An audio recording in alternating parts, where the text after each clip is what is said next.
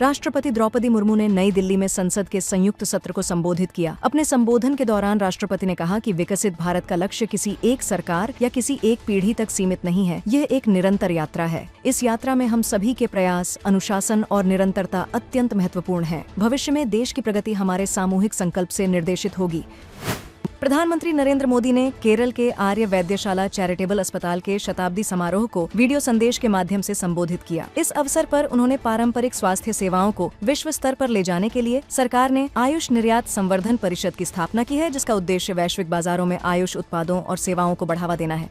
इसके बाद प्रधानमंत्री नरेंद्र मोदी ने नई दिल्ली में राष्ट्रीय कैडेट कोर रैली को संबोधित किया। सभा को संबोधित करते हुए प्रधानमंत्री ने कहा कि एनसीसी केवल एक संगठन नहीं, बल्कि एक ऐसा अभियान है जो भारत के युवाओं को आत्मविश्वासी, अनुशासित, संवेदनशील और राष्ट्र के प्रति समर्पित नागरिक बनाता है। उन्होंने कहा कि एनसीसी एक ऐसा मंच है जहां युवा अपनी विरासत को गर्व के साथ जीते हैं।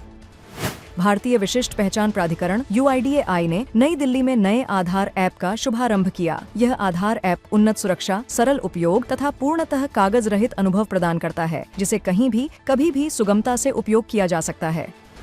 केंद्रीय संस्कृति एवं पर्यटन मंत्री गजेंद्र सिंह शेखावत ने नई दिल्ली स्थित नेशनल स्कूल ऑफ ड्रामा में भारत रंग महोत्सव 2026 के 25वें संस्करण का उद्घाटन किया। इस अवसर पर उन्होंने भारत रंग महोत्सव की सराहना करते हुए इसे एक ऐसा सशक्त मंच बताया जो भारत की विविध सांस्कृतिक परंपराओं, कहानियों और कलात्मक अभिव्यक्तियों को दुनिया भर के दर्शकों से जोड़ता है। केंद्रीय नागर विमानन मंत्री किंजरापू राममोहन नायडू ने हैदराबाद में विंग्स इंडिया 2026 का उद्घाटन किया। इस अवसर पर उन्होंने कहा कि सरकार द्वारा किए गए सुधारों ने सामान्य नागरिकों के लिए हवाई यात्रा को सुलभ बनाया है। उन्होंने यह भी उल्लेख किया कि सरकार का लक्ष्य देश में लगभग 350 हवाई अड्डों का निर्माण करना है। साथ ही अन्य प्रमुख नागरिक उड्डयन कंपनियों के साथ मिलकर स्वदेशी विनिर्माण को बढ़ावा देने के लिए विमानन तंत्र को सशक्त बनाने की दिशा में कार्य किया जा रहा है।